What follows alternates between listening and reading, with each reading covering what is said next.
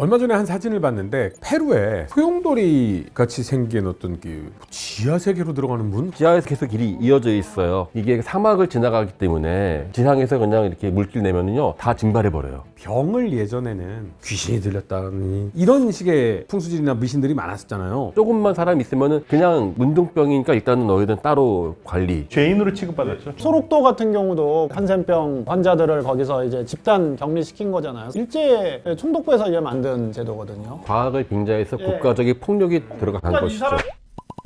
역사를 보다 재밌게, 역사를 보다 가깝게 전해드리고 싶습니다. 역사를 보다 진행을 맡은 허준이고요. 오늘도 인사하고 시작하겠습니다. 안녕하세요. 네, 안녕하십니까. 경희대사학과에서 고고학을 강의하고 연구하고 있습니다. 네, 안녕하세요. 서울대 국사학과에서 고려시대사를 연구하고 공부하고 있는 정효근이라고 합니다. 안녕하세요. 성암대 유로메나 연구소의 박현도입니다. 네, 안녕하세요. 한국이집트연구소의 광민수입니다. 고고학과 이집트학을 연구하고 있습니다. 얼마 전에 한 사진을 봤는데 페루에 소용돌이 같이 생긴 어떤 그 지하 세계로 들어가는 문? 막 이런 느낌의 좀 사진 앞에 좀 보여드렸는데 이게 어떻게 보면 예전에 뭐 미국의 미스터리 서클처럼 그렇게 동글동글한 게 하늘에서 보면 굉장히 미스테리하게 생겼다.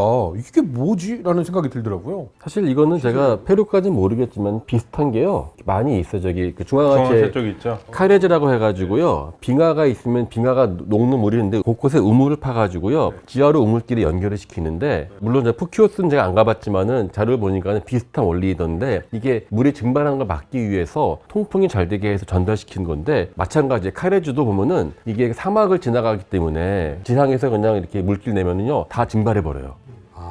그래서 땅 속으로 우물끼리 연결시켜서 사람들이 그걸 쓸 수 있게 하는. 그러면 이렇게 파고 들어가서 저쪽으로 파고 가서 이렇게 그렇죠. 위로 올라온 거예요? 그렇죠. 지하에서 계속 길이 이어져 있어요. 고산지대 아마 저희 나스카 평원지도 고원지대이기 때문에 물의 증발량이 엄청날 거기 때문에 농사를 지으려면은 좀 많이 물이 안정적으로 필요했기 때문에 나온 시스템이 아닌가 그렇게 알고 있어요. 그러니까 뭐 이란 문화권, 페르시아 문화권에서 까나트라고 그러거든요. 이게 물 통로 굉장히 중요하고요. 또 이제 그런 거 비슷한 게 하나 있는데 이건 잘 알려지지 않은 건데 바드길이라는 게 있습니다. 이거는 천연 에어컨이에요. 더운 곳이잖아요. 더운 곳이니까 높은 탑 같은 게 있는데 그게 이제 바람, 찬바람을 갖고 들어오고 뜨거운 바람을 나가게 하는 그걸 바드길이라고 합니다. 우리 뭐 밀양의 얼음골 뭐 비슷한 아마 그런 네, 비슷할 네. 것 같습니다. 아, 예. 그 예전에 고대 건축물로 지었는데 자연스럽게 차가워지게. 예, 자연스럽게 집집마다 이렇게 천연 에어컨으로 있어요. 아니 그걸 어떻게 알고 만든 거예요? 그 시절에? 그렇죠. 아니 우리나라도 서빙고, 동빙고 다 있지 않습니까? 아니 근데 빙고. 이게 건물 위에 집에다가요, 집에 위에다가 탑처럼 생기는데 그 바드길이 가지고 차가운 공기가 들어오고 뜨거운 공기는 나가고. 하긴 우리 아궁이 보면은 저 바깥쪽에서 이렇게 높게 굴뚝을 세우면 연기는 바깥쪽으로 빠져나가고 막 이런 네, 느낌으로 네, 네. 순환 시스템을 네, 만든 거예요. 네, 대단한 거죠. 네. 우리나라에서는 사실은 지하수는 사실 상대적으로 좀 흔하잖아요. 이제 그거보다 이제 더 큰 문제는 이 여름에 비가 많이 오는 거.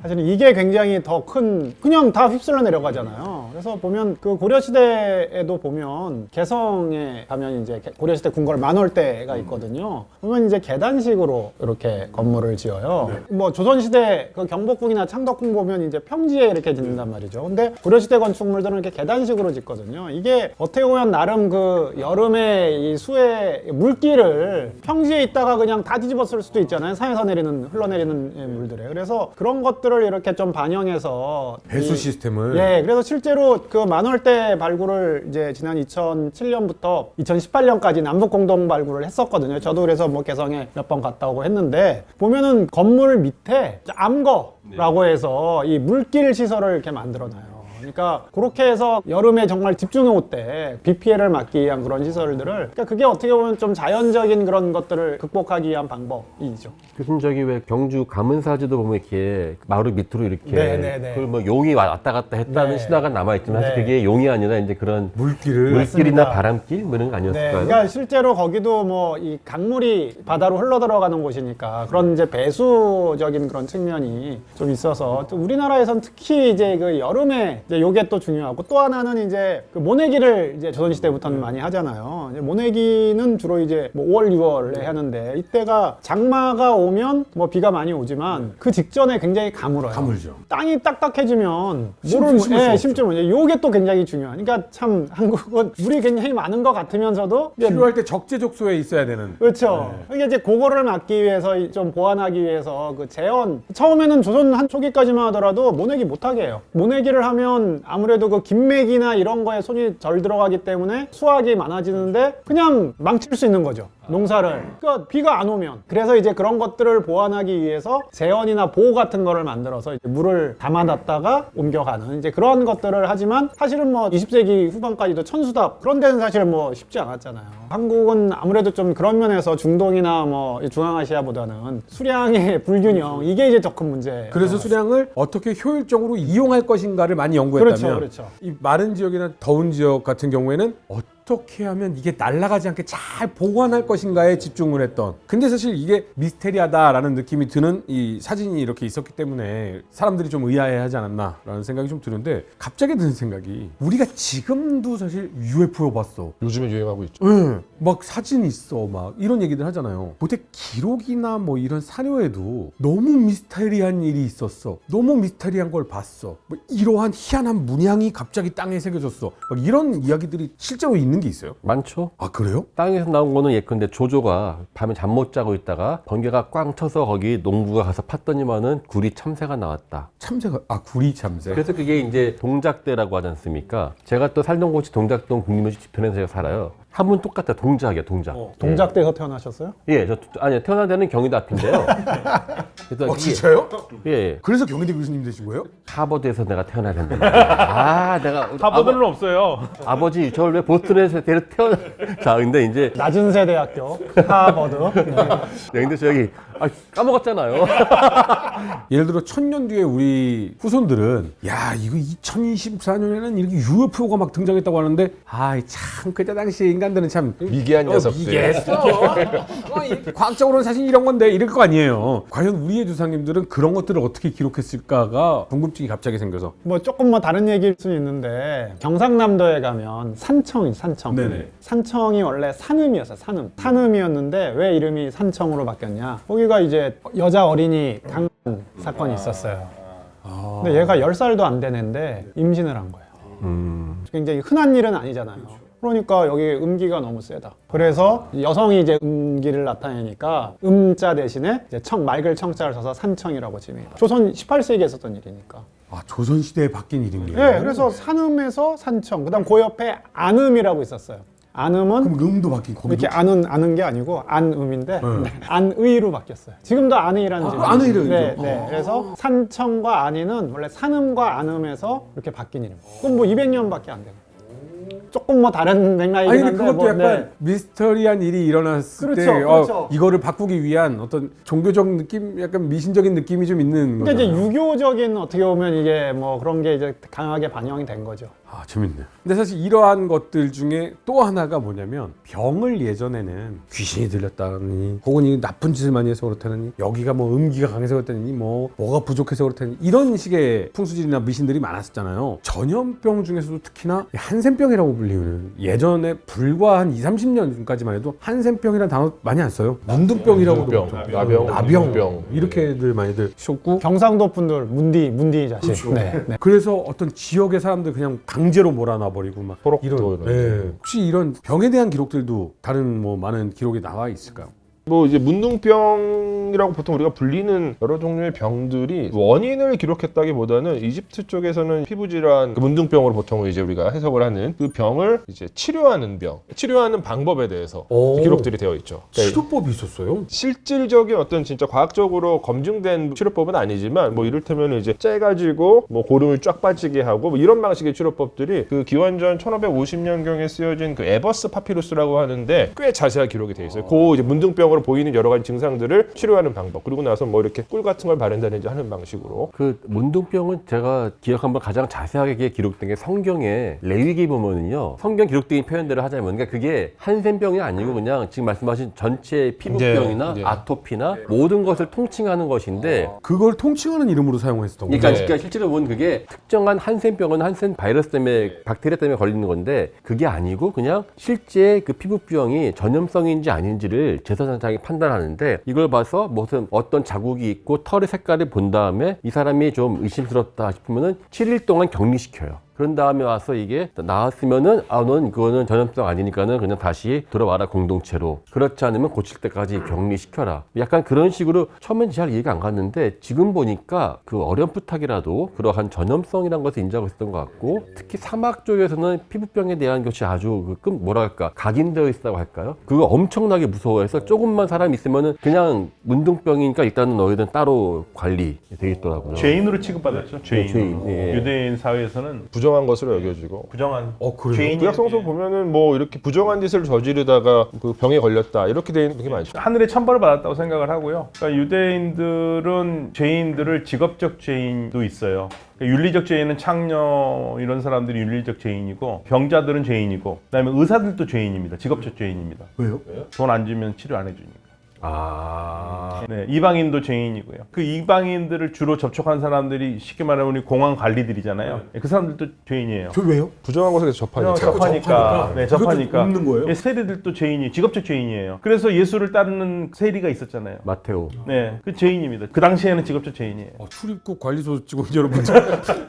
하늘이 내린 벌이다 이렇게 생각하는 거는 동양도 마찬가지인 것 같아요. 그러니까 동의보감에 보면은 요 한센병에 대한 언급이 풍수를 뭐 잘못해서 조상이 잘못해서 이제 자손이 걸린다거나, 혹은 뭐 어떤 금기를 어겼거나, 혹은 뭐 자기 관리를 좀 잘못했거나, 그러니까 이런 거는 결국에는 전염이라는 생각도 물론 하고 있었겠지만 그 전염이라는 게 기본적으로 이제 유전의 어떤 개념이 강했던 거지. 조상이 잘못해서 후손이 죄를 받는다. 이게 뭐 유전인데 결국 뭐 당시의 개념으로는 유전이라기보다는 하늘이 벌을 내리는 천벌의 개념인 거죠. 그러니까 이 한센병이 가지고 있는 어떤 그런 좀 시각적인 그런 이제 뭐 이런 것들 때문에 동양, 특히 우리나라에서도 이제 그런 생각들은 쭉 가지고 있었던 것 같습니다. 저는 성서에서 그렇게 표현이 됐다고 하길래 그러면 이게 약간 기독교적 사상에 의해서 한센병이 천대를 받는 것인가? 라고 했더니 그게 아니라 전 세계적으로 그냥 네.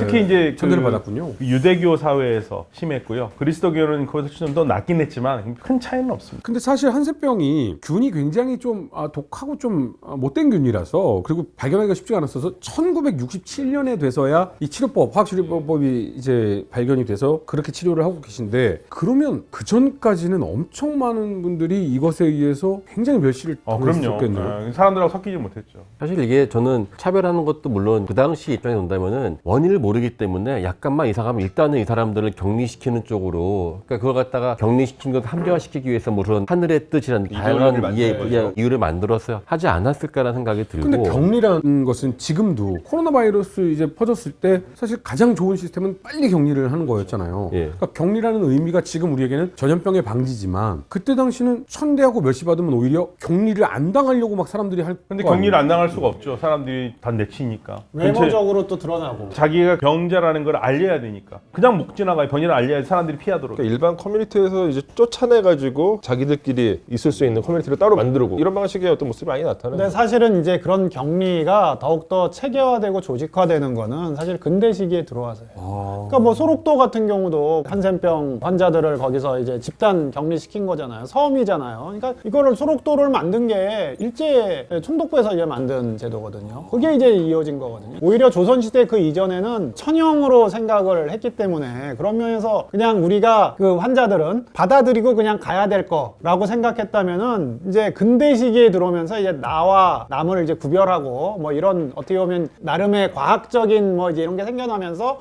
과학을 빙자해서 예. 국가적인 폭력이 들어간 그러니까 것이죠. 이 사람들의 인권이나 이런 것들은 사실은 완전히 다 무시가 된 거죠. 그러니까 사실은 그리스도교에서 예수가 인기가 있었던 이유 중에 하나가 그런 완전히 사회에서 비참하게 내쳐진 사람들과 예수가 같이 했거든요. 그러니까 이게 굉장히 큰 패러다임의 변화인 거예요. 그렇다고 해서 나중에 예수를 따르던 그리스도인들이 그런 건 아니지만 그게 엄청난 변혁이었던 겁니다. 이 한센병은 이제 이게 사실 성서에서 굉장히 많이 나오잖아요. 그 사례들이. 근데 이게 뭐 그럴 수밖에 없었다라고 여겨지는 이유 중에 하나가 이게 이제 이건 사실은 전문 분야긴 하지만 그 유전체 분석을 하니까 한센병이 애초부터 아프리카 북부나 혹은 근동 지방에서 기원을 했을 것이다라고 요즘에는 이제 설명이 되는 것 같아요. 그렇다 보니까 당연히 이집트 쪽에서도 굉장히 이른 시기부터 아까 말씀드린 그 에버스 파피루스 같은 기록에서 그 증상들이 기록이 되어 있고 이게 사실 인류가 기록한 내용 중에서는 가장 이른 시기 거거든요. 지금까지 확인된 에거 중에서는. 그렇지만 그 이전부터 존재를 분명했었을 것이고, 그리고 비교적 최근에 2009년일 거예요. 아마 인도 북부 그 라지스탄 지역에서 어떤 인골이 발견됐는데 이 인골을 분석을 해보니까 인골에서 한센병의 흔적이 확인됐습니다. 이게 이제 기원전 2000년경의 인골이거든요. 되게 빠르네요. 예, 되게 빨라요. 그러니까 요거를 가지고 이제 요즘에 또 학자들이 이야기하는 것 중에 하나가 이거 봐라. 소위 말해 인더스 문명권과 메소포타미아, 근동, 북아프리카, 이집트가 이때도 계속 교류를 했었을 것이다. 그리고 그 교류 과정에서 한센병이 계속 옮겨갔을 것이다라고 설명하는 게 요즘에 이제 어떤 트렌드인 것 같습니다. 사실은 저기 한센병 말고 또 큰 그러한 병이 있으니 이게 우리 천연두 있지 않습니까? 마마. 그 우리 오죽한 마마라고 했지 않습니까? 비디오 보면 항상 호암마마. 호암마마. 예. 제가 비디오 모르시는 분들 많으시죠. 19금 비디오 제가 아마 비디오 세대 마지막 세대일 겁니다. 제가 아마. 그 조선시대 인물 진신화상첩이라고 해서 보면은 왕 얼굴 보면은 22건 중에서 5건이 마마가 얽혀 있었어요. 그러니까는 그럴 정도로 이게 그것도 아마 꽤 심했었던 거 아닌가 싶긴 해요. 그 마마 이제 천연두의 흔적이 발견되는 이집트의 미이라가 있는데 람세스 5세의 미이라에서 천연두 흔적이 확인이 돼요. 근데 이런 천연두나 이런 질병 같은 경우는 오히려 천대받고 신의 분노다 막 이렇게 했잖아요. 근데 파라오는 신이잖아요. 신이 어떻게 그 병에 사람들은 납득이 가지 않잖아요. 근데 이게 이 사람들도 그렇게 다 신의 분노라고 생각하지 않아요. 예. 아 바이러스에 의한 감염입니다. 뭐 이렇게 그러니까 치료법 같은 것도 만들어냈죠. 이제 외과적인 치료도 만들고. 이렇게 좀 종교적인 의식적인 면과 현실적인 과학적인 면은 분리돼서 생각을 하고 그때 당시에도 우리나라에서 이제 근대 보면은 한센병 같은 경우에 불임을 시켰잖아요. 그러니까 이분들을 이제 따로 격리하는데 지금 뭐 삶의 질을 어떻게 보장해줘야 된다. 그럼 이제 결국엔 이제 부부 가족을 이제 만들어 주게 하는데 부부는 좋다. 근데 이게 뭐 결혼해서 자식을 낳으면 또 한센병이 나오는 게 아니냐. 그러니까 사회적으로는 한센병은 이제 없애고 척결해야 될 병이라고 생각을 하니까 불임을 시키는 거죠. 이런 경우가 있고 불임 그 대신 양자는 드릴 수 있어요. 근데 양자 어떤 양자를 드리냐면 한센병 걸린 고아. 이제 이런 식으로 이런 문제가 있고 또 하나는 사실 뭐 한센병 가족들 중에 한센병이 걸리지 않은 사람들도 많이 있단 말이죠. 그럼 특히 이제 뭐 불임을 했지만 또 뭐 자식을 또 낳을 수도 있는 거고 그러면 이제 이런데 얘네들이 이제 학교를 가야 돼. 학교를 가면은 주변 사람들이 또 다 들고 일어나는 거. 이제 이런 어떻게 보면 차별, 뭐 인권 침해 이런 요소들이 사실은 정근대 시대에 그런 게 굉장히 작았겠지만 이 근대식이 뭐 국민 교육해야 되고 뭐 인권 보장돼야 되고 그러니까 이제 이런 문제들이 계속 발생하는 거예요. 또 심지어 한센병은 유전되지 않는 걸로 지금은 결론이 내려져요. 그렇죠. 네, 전염이죠. 근데 약간의 그 전염력도 사실 굉장히 약한. 그러니까 전염도 잘 안 된다라는. 근데 이제 이런 기록들을 보면 사실 우리도 굉장히 중요시 여기는 게 글로 써져 있는 사료가 제일 좋지 않습니까? 그래서 뭐 어떻게 했다더라. 근데 전 지금도 너무 궁금한 게 제가 한 10년 전, 15년 전에 썼던 글이나 이런 게 볼펜으로 쓴 것도 잉크가 다 지워지고 날아가고 막 이러거든요. 아니 어떻게 몇백 년, 몇천 년이 지난 게 기록이 이렇게 남아 있어요? 제일 좋은 건 돌에 새기는 거죠. 저는 힘들죠. 근데 종이에도 그 글자가 남아 있는 경우도 있어요. 있죠. 많죠. 이집트에서 제일 오래되는 파피루스에 쓰여져 있는 글, 문서는 대략 한 기원전 2600년경에 쓰여질 겁니다. 기원전 600년이면 지금 4600년 전이잖아요. 10년 전에 쓴 글씨도 지워지는데 4600년 전에 쓴 파피루스가 좋아서 그래요? 파피루스 같은 경우는 건조한 지역에서는 되게 보존력이 좋아요. 습기가 있으면은 엄청 취약한데 그래서 사실은 파피루스가 나중에 이게 이제 경쟁에서 패하는 이유 중에 하나가 이집트에서 파피루스는 뭐 이제 천하무적이었는데 이게 지중해 세계로 퍼져 나가거든요. 지중해 습한 지역이 많잖아요. 그래서 결국에 양피지한테 밀려요. 대략 한 서기 한 4세기 정도부터는 양피지가 파피루스를 대신하기 시작해요. 종이가 양피지한테 빌려요? 파피루스는 종이랑은 좀 다르죠. 다르죠. 예, 조금 네. 다르죠. 그러면 그거부터 가시죠. 예, 그거부터. 그러니까 뭐 죽간이나 이렇게 뭐 나무에 글을 쓴 글자들 뭐 이런 것들이 머릿속에는 제일 오래된 뭐 이런 느낌이 좀 있는데 그 다음에 종이처럼 판판하고 얇은 것에 쓰이기 시작한 게 최초가 파피루스의 그렇죠. 느낌인 거잖아요. 예. 그러면 파피루스는 이렇게 안 생겼어요. 파피루스는 이제 파피루스라고 하는 식물이 있어요. 갈대 같은 식물인데 되게 가느다래요. 뭐 한 엄지손가락 정도 굵기 정도 되거든요. 요거를 껍질을 벗겨내고 요 속살을 얇게 잘라가지고 직조를 하는 거예요. 그래가지고 이렇게 해서 위에서 압력을 가해가지고 쭉 한 다음에 이제 말려요. 그러면은 이제 그게 이제 나름 이제 롤로 감아도 쓸 수 있고 꽤 괜찮은 가볍고 그런 어떤 이제 쓸 수 있는 재료가 됩니다. 우리가 아는 약간 종이와는 조금 달라요. 다른 고대 좀 종인데 조금 더 거칠죠, 훨씬. 예. 그러니까 종이는 기본적으로 이 목재의 구성 성분인 셀룰로스를 이용한 거거든요. 그걸 삶아가지고 이제 성분들을 이렇게 넓게 펴서 하는데 김 말리듯이 이렇게 예. 해가지고 다듬고 한지에서 몇 번 이렇게 교차해서 이렇게 눌러가지고 하기 때문에 되게 질기고 훨씬 더 부드럽고 그래서 이제 종이 자체는 사실 파피루스랑 완전 다른 기술로 저는 알고 있어요. 이게 훨씬 더 후대에 나오죠 종이. 그러면 한반도의 종이는 언제 제일 처음? 뭐 중국 후한 한나라 때 종이가 체류원에 의해서 처음 만들어지니까. 그럼 건너온 거예요 한반도로? 역사는 그런데 사실 고고학적으로 보면 더 일찍 나와요. 체륜이 발명했다는 게 갑자기 없는 걸 하는 것이 아니라 그 전부터 있었는데 심지어 요즘에 중국에서 모든 걸 중국 기원설 얘기하고 싶어 해서 얼마 전에 어떤 논문이 뭐 신석기 시대 때 종이가 나왔다. 그러니까 이건 그게 이제 식물 섬유를 으깨가지고 뭐 나온 게 이게 종이다. 전한 시대부터 이미 종이 같은 게 나오긴 나오는데요. 그게 이제 섬유질을 갖다 이렇게 가공해서 아마 그거는 글씨를 쓰기 위한 것이 아니라 어떠한 인형이나 이런 거 만들 때 성분으로 쓰는 거였었던 것 같아요. 그 당시 이제 요거는 글씨를 쓸 수 있는 것으로 이제 아마 개발됐었던 것으로 볼 수 있을 것 같아요. 지금 우리나라에서 남아 있는 것 중에 가장 오래된 거는 그 이제 석가탑 그 중수 때 나온 그 무구정광 대단경. 그 종이가 그 뭐 1400년, 3,400년 된 거죠.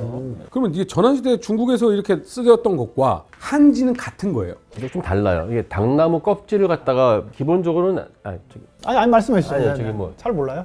저도 모르죠.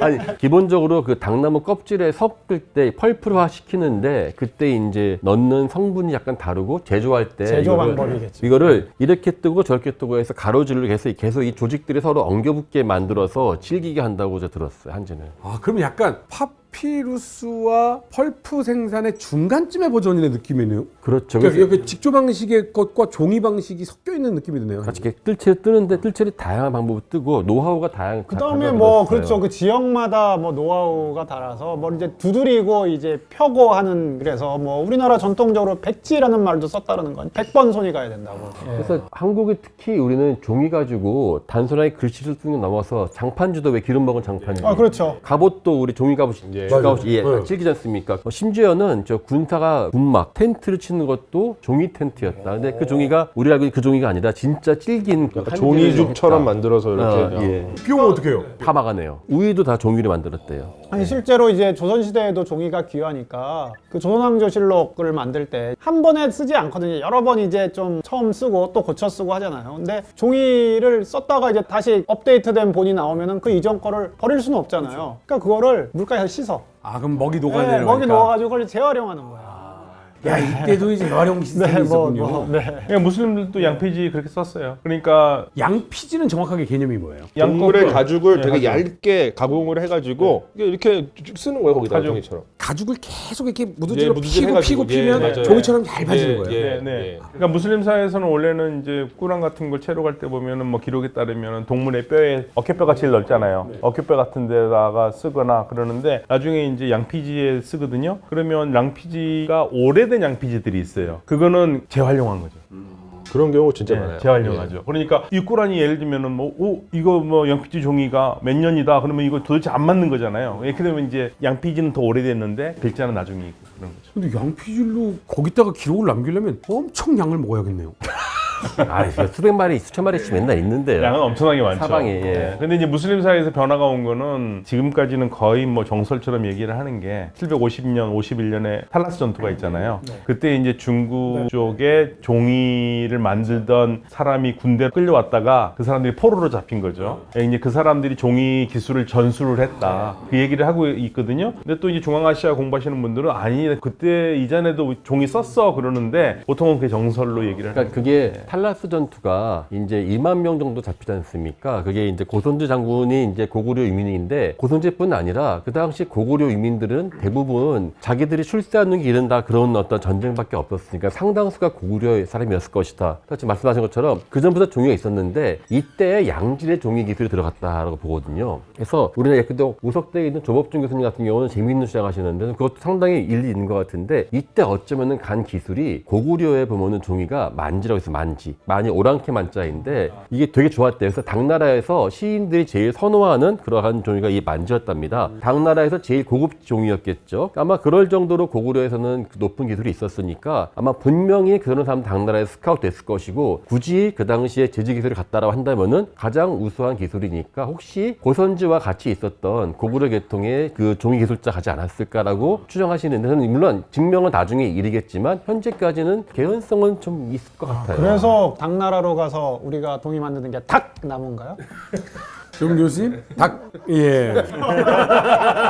이게 이제 파피루스에서 아까 제 양피지를 한 서기 4세기에 넘어가다 말씀드렸는데, 그러니까 이게 점차적으로 글씨 쓰는 게 퍼지면서 파피루스는 어떤 특정 지역에서만 이제 유용한 매체였었던 거죠. 그래서 양피지가 더 유행하게 되고, 그래서 실제로 원래 파피루스에 쓰여져 있었던 기록들이 양피지로 이식이 되게 많이 옮겨져요. 그런 기록들이 좀 나오고 있고, 이집트 같은 경우는 파피루스를 되게 많이 썼어요. 많이 썼는데 아무래도 이제 파피루스는 그래도 만들기 좀 어렵고 고급 재료다 보니까 그 이집트의 서기들이 더 많이 쓴 종이 같은 재료가 있는데, 이게 석회암 편이에요. 석회암 편. 그러니까 이 석회암으로 이제 많은 걸 만들잖아요. 그럼 반드시 편이 남아요. 이 편을 갖다가 거기다가 펜으로 쓰는 거예요. 좀 무겁지 않나요? 무겁죠. 무겁지만 되게 조그만하게 손바닥만하게 해가지고 쓰는 경우가 굉장히 많고, 석회암에 쓴 요 자료들을 일반적으로 아마 많이 들어보셨을 텐데 오스트라콘이라고 부르거든요. 오스트라콘. 오스트라콘은 원래 도편이잖아요. 도편. 도편이죠. 네. 그러니까 이 아테네에서 도편 추방자 할 때 그 도편이 오스트라콘인데, 이집트에서도 당연히 도편을 씁니다. 근데 이집트에서 이제 도편만이 아니라 석회암 편을 쓰기 때문에 이집트적인 맥락에서는 이 석회암 편도 오스트라콘이라고 불러요. 근데 요게 진짜 유용한 기록들이 많아요. 그러니까 파피루스는 진짜 공식 기록이나 엄청 중요한 기록들을 쓸 때 쓰지만, 일상적인 뭐 편지라던가 혹은 뭐 여러 가지 그 생활 문서들, 법률 문서 이런 것들은 오스트라콘에 쓰는 걸 되게 많아요. 포스트잇 같은 거였겠네요. 맞아요. 그리고 서기관이 되기 위해서 글씨 쓰기 연습하는 학생들이 연습장으로 써요.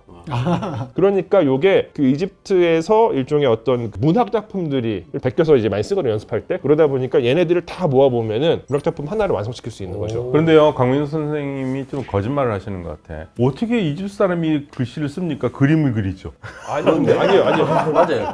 그게요, 지금 뭐 아주 중요한 지적을 하셨는데, 이제 우리가 알고 있는 일반적인 고대 이집트 문자 그림처럼 생겼죠. 요걸 이제 히에로글리프라고 하는데, 요 히에로글리프는 보통 안 써요.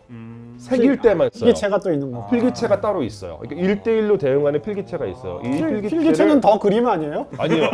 필기체는 진짜 글씨 같아요. 그래요? 그래서 요거를 이제 히에라틱이라고 합니다. 이제 그걸 이제 연습을 또 열심히 이제 해야 되는 거죠. 아, 나는 그거 어떻게 그리나. 근데 이제 저 같은 경우 이제 연습할 때는 그 히에로글리프는 열심히 공부를 했는데, 쓰다 보면은 글자처럼 쓰여져요. 쓰다 보면. 사실 근데 이 종이의 또 하나 매력은요, 재활용한 종이가 더 귀하다는 것이죠. 예컨대 신라의 정창원에게서 나온 촐랑문서. 그렇죠. 그것도. 그것도 우리 요즘 말하면 저기 마트 가면 왜 신문지 따주지 않습니까? 그릇 같은 거. 정말 그거예요. 그 정창원에 간 신라 그릇들을 싼 거기 충전재를 쓴 게 이제 이미 버린 행정 문서였어요. 재활용한 거죠. 예, 재활용. 한 장이 거의 박사 몇 명 나왔나 모르겠어요. 그렇죠. 거기서 박사 예. 많이 나왔죠. 그리고 이제 그 사람이 죽으면 이제 밑에 시신 밑에 깔지 않습니까? 까는데 종이를 깔았어요. 옛날 신문지 깔듯이 옛날에 문서를 깔았어요. 그게 또 귀한 문서가 되었어요. 건조하다라는 게 맞는 게, 나그 한마디 문서도 건조한 곳이잖아요. 돈학 문서도 건조한 맞아요. 곳이잖아요. 그러니까 그렇죠. 그리고 이게 더 귀하니까 또 종이 자체가 이 재미있는 게, 종이는요 이렇게 예컨대 그 도낭에서 나오는 도용들 있죠, 인형들을 같이 넣는데 인형들 팔을요 이렇게 종이를 만드는데 그 종이가 다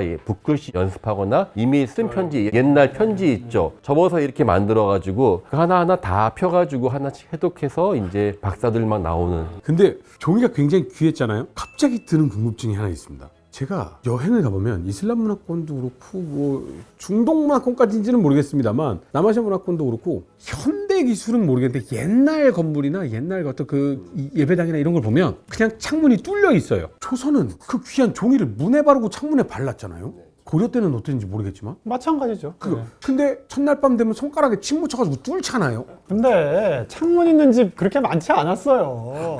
그렇죠. 보통 일반 사람들 사는 집은 거의 움집 같은 데서 살았는데요. 뭐 창문이 어디 있어요? 문 하나밖에 없죠. 근데 좀 우리 네. 어렸을 때는 종이로 만든 창호지. 창호지 네, 네. 문이 있는 집에서도 살아봤잖아요. 요즘은 없잖아요. 그렇죠? 거의 없죠. 네. 근데 추워. 우리가 흔히 알고 있는 그 이렇게 나무로 짜놓은 문을 미닫이 문으로 물고 뭐 창문도 그렇게 하고 여기에 종이를 바르는 건 극소수의 그냥 돈 지배층이죠. 가진 사람들만 그렇죠. 한 거예요. 사실 뭐 이제 벽에도 보면 벽지 바르지 않습니까? 근데 벽지도 이제 창호지를 그냥 한지를 바르기도 하지만 이미 썼다가 쓸모없는 책들을 바르기도 하지 않습니까? 예, 나중에 그게 한번 발굴되면 또 엄청나게. 근데 우리나라만큼 이렇게 한지만큼 다양한 생활용품으로 쓰이는 나라가 없어요. 이거 약간 국뽕을 해도 될 것 같은 게 K 종이는 다른 것 같아요. 그러니까 이게 어떻게 보면 자연환경하고도 좀 관계가 있는 것 같아요. 우리는 또 그만큼 닭나무가 닭나무, 또 예, 예. 많이 있으니까. 아, 그 당나라에서 왔다는 그 당나무요?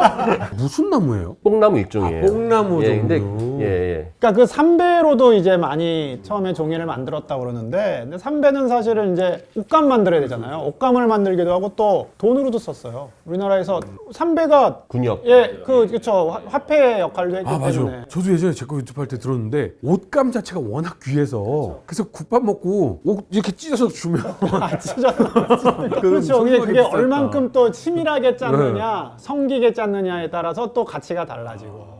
그러니까 당나무로 종이는 이제 몰아간 거죠. 그러면 역시나 이집트나 이슬람 문화권에서도 이 서민층은 창문이나 뭐 이런 걸 만들 정도로 부유한 사람들은 정말 지배계층이고 나머지 사람들은 다 그냥 문 하나 있는 작은 움막 같은 데서 살았어요. 보통들 창문이라고 하는 게 뚫려 있잖아요. 네, 아예 뚫려버리죠. 예, 뚫려 있죠. 근데 그럼 벌레 들어오고 막 뭐 이집트나 중동 지역은 아무래도 이제 덜 춥고 건조하고 하다 보니까 뭐 비가 들이칠 걱정 같은 거 그렇네. 없고 하다 보니까 그냥 이제 보통 그 서민들 사는 집은 그냥 위쪽에다가 이제 그 벽 가장 상단부에다가 조그맣게 벽 뚫어놓고 이런 방식의 건축물들이 많이 그리고 만들어졌죠. 예수 시대에도 보면은 예수가 그 병자를 고쳐준다니까 이 지붕 위로 내려오잖아요. 그 지붕이 뚫려 있는 거죠. 그 우리나라에서는 구렁이 전설 많이 있잖아요. 네, 구렁이 젖을 많죠. 이게 왜 그런 전설이 생겼냐면은 초가집들이 많잖아요. 그 초가 위에 구렁이가 사는 거예요. 거기가 뜨끈뜨끈하다면서요. 뜨끈뜨끈하고. 네. 그러니까 이제 구렁이는 뭐 사람하고 같이 사는 존재인 거죠. 그 초가가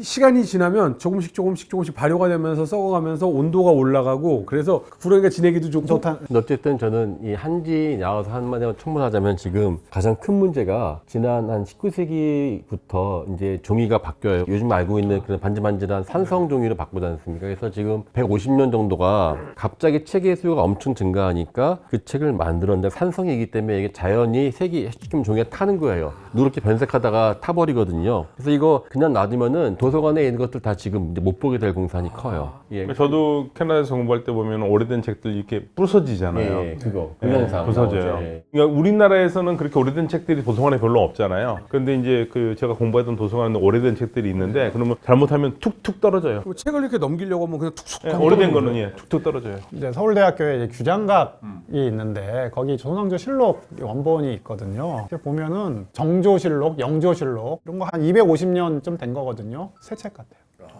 엄청나게 좋습니다. 보존도 잘 했겠지만 종이 자체도 굉장히 좋아요. 지금의 종이가 오히려 질로 따지면 처음에 볼 때는 깨끗하고 좋아 보이지만 오히려 종이 질은 떨어지는 거군요. 네. 그러니까 사실 이게 오히려 과거일수록 더 보존 잘 된다는 그러한 역설이 있고 지나치게 보급형을 추구하다가 이제 영속성이 떨어지기 때문에 그거 요즘 책들 다시 산성을 탈산시키는 게 엄청 비용이 많이 든대요. 조만간 어쩌면 안 책들 못 볼 수도 있을 것 같아요. 결국 이제 디지털로 가야죠. 결국 다 그런 디지털로 보니까요. 네.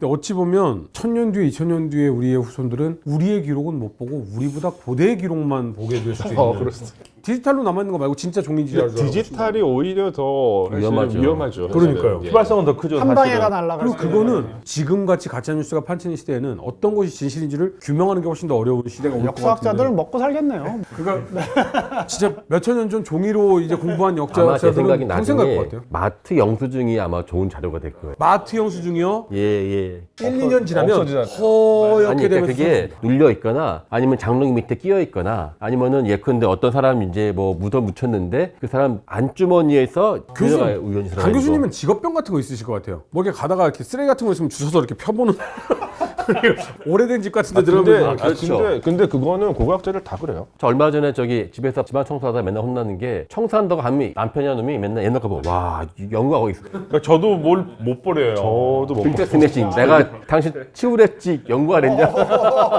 고고학자에게는 아니 1만 년 전 거나 만 년 전 거나 지금의 거나 지구의 역사로 따지면 다 1초도 안 되는 시간이야. 이것도 다 고고학 자료가 될 수 있어. 역사학자들도 뭐 이렇게 문건 만들고 뭐 이렇게 회의할 못 버려요. 못 버려요, 못 버려요. 네. 예. 이게 다 소중한 자료가 될 수 그렇죠. 있으니까. 이게 비행기표 보딩 패스도 못 버립니다. 저도 다 모아놓고 있습니다. 그렇죠. 근데 뭐 저희 보다 책도 있습니다만 종이가 발해서 부서져서 없어질 걱정보다는 요즘에는 이 종이로 된 책들의 독서량이 너무나도 많이 떨어졌다라는 이야기를 듣곤 하는데 이 책으로 책장을 넘기면서 읽는 지식에 대한 탐구는 그 어떤 것보다도 인간에게 편안한 마음과 스트레스 해소에 도움이 된다고 하니까 저희 책 아니라도 많은 책들이 있으면 한번 도전해 보시는 것도 나쁘지 않을 것 같습니다. 오늘 네 분 덕분에 정말 즐거운 시간이었고요. 다음번엔 더욱더 흥미롭게 시작을 해보겠습니다. 수고 많으셨습니다. 감사합니다.